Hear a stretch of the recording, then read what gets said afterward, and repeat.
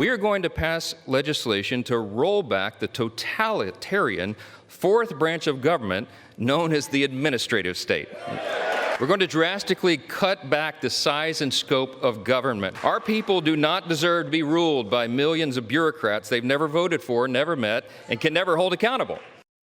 Well, right on. Regulatory state. Go for it. Doge Brothers, go for it. We've got Steve Forbes, Forbes Media Chairman and Editor-in-Chief. We've got Jason Trennert, Chairman and CEO of Strategic Securities. We've got Rich Lowry, Editor-in-Chief of National Review. Gentlemen, first of all, welcome and Happy New Year to all of them. Steve Forbes, you basically, I won't say you invented the regulatory state, but you talked about the phrase regulatory state as a barrier to economic growth. And Mike Johnson put it in there. And I think Trump is with you on this. Well, it's equivalent of a huge tax cut. Yep. And the Biden administration is still at it. They've finalized regulations which will ban 40% of new gas heating that require natural gas heating for water heaters. Water heaters, you can't have water heaters anymore after 2029 or whatever. So they just keep going all the way. And it really gums up the works, and it's going to turn us, if not stop, thankfully it will be, what Germany is. Germany's deindustrializing. Energy costs are 2 to 3 times what they are here.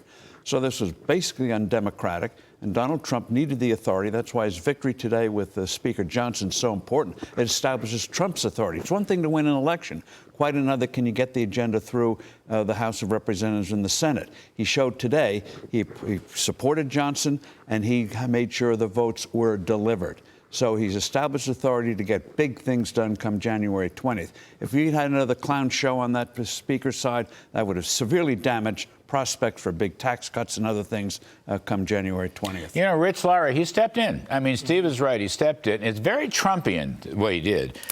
We haven't seen this in quite a few years because he's been out of office. He's a hands-on guy. Anybody, I mean, as a staff person there, I can just tell you, he will call you. He'll either call you into the Oval or call you on the phone at 7 o'clock in the morning. It's the way he operates. And as Steve Forbes just said, he wasn't about to let his agenda go down in some insane, inside fight for the Republican Party. What do you make of that? It's very much like a different but a modern version of LBJ. Who would just work these members, and once you pick up the phone, you've lost, because he's going to convince you one way or the other. You're not sure exactly when he does it, but he's going to convince you, and that's what happened on the floor. But President Trump's going to have to get used to this, because this reconciliation bill, one that you want, it's going to be hard enough to pass one, let alone two. You agree with me on this? Oh, yeah, I mean, there's no, you just look at the House, look at them. They can't agree on a CR or debt ceiling. Right, but he's going to be making a lot of phone calls on the House floor. So one big, beautiful bill works for you. Yeah, absolutely. Why do it twice? It's going to be hard enough to do it once. Absolutely. Thank you for that. It makes me feel much better. Jason Trennert, one other reason. I think you've got lingering, sticky Bidenflation. Okay, numbers moving in the wrong direction the last few months.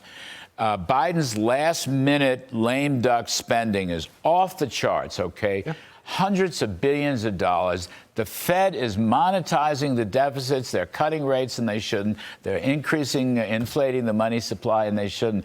That's why I'm saying supply-side policies can rescue this, but if they don't get them soon, it's going to be a problem. Listen, when we've looked at this, we've looked at past inflationary waves, the chances are about 9 in 10 that you get a second wave, regardless of who's elected. And that's partly because wage earners are behind, and they continue to ask for higher wages even after the first wave has passed.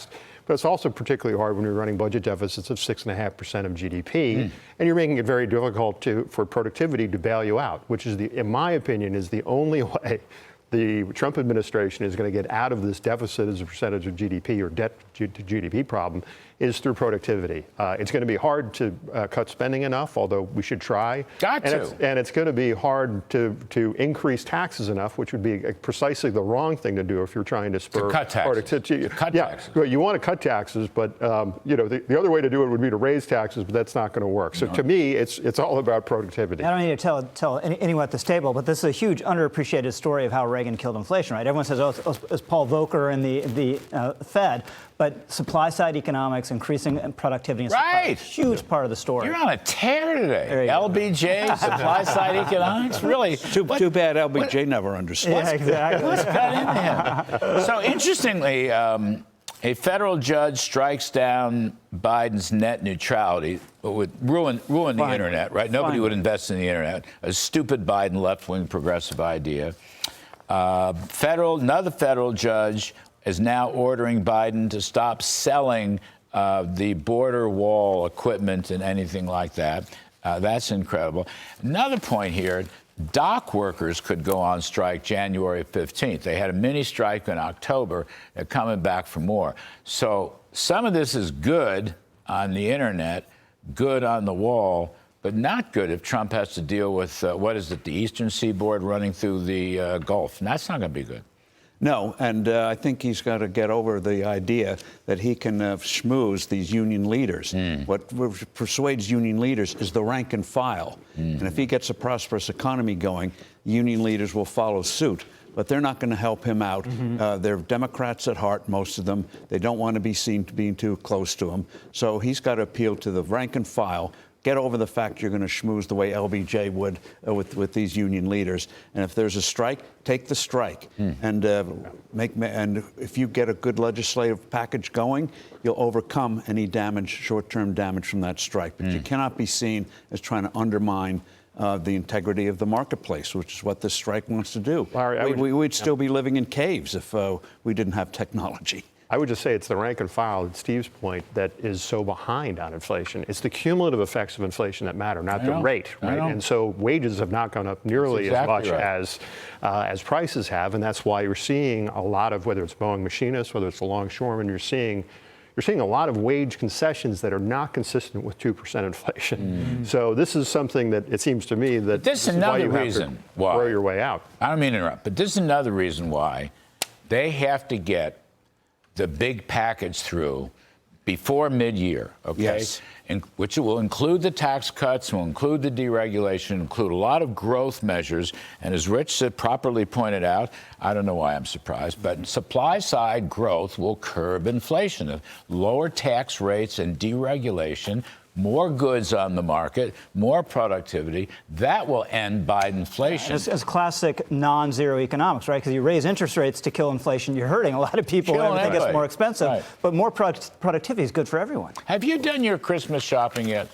I have, yeah. You've done all, because there's some really good bargains on Amazon Prime. I don't know if you've seen these bargains. One of them's Greenland, the other one's Panama, and the third one's Canada. And they're running very cheap. And we don't want Canada.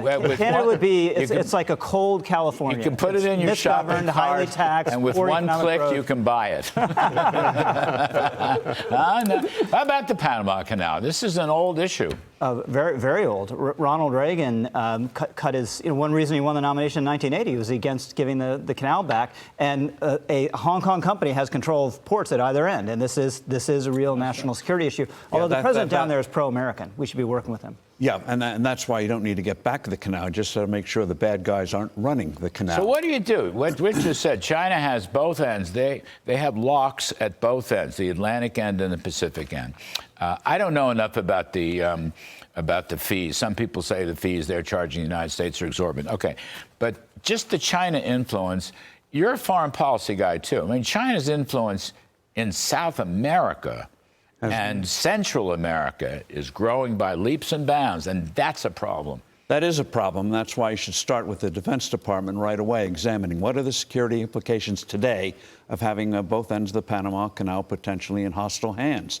And China is now completing a major port in Peru, ostensibly to ship goods, but can easily be turned into a naval base, right in our backyard. Monroe Doctrine, dead under Joe Biden. It's got to be revived under Donald Trump. So he's got the whole Latin American continent to work over, except for Argentina. One last one. People laugh at the Greenland thing, but this came out. I supported this in the first term. Trump loved it. Greenland, rich in rare earth minerals. Russia wants to get up there, and China wants to get up there. I got 30 seconds for you.